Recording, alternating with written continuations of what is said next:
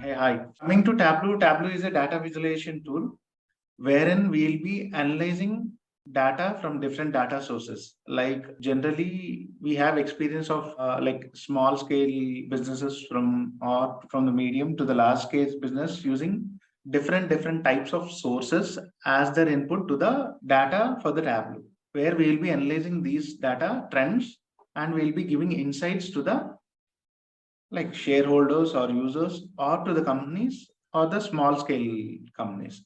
So based on this, the most important key features of Tableau product are these, like we have a good data connectivity, which means we have option to connect to the different types of data sources. By that I'm going to say companies are using like different type of data sources based on their requirements. As well, they are developing different data sources for their own purpose also. MS SQL Server, Oracle Server, Snowflake, it may be AWS, or they can be Google Sheets or Google Analytics. Like this, there are many different types of data sources where we'll be connecting them to Tableau to visualize the insights. And the best part is we are going to combine more than one type of data source. By that, I mean to say, in a same organization, there might be different departments where one of the department is working on Excel file and another department is working in a different server.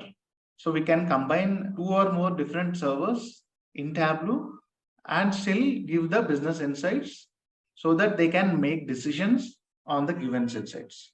And as Tableau is a drag and drop interface, it is very easy to understand as well learn for the beginners.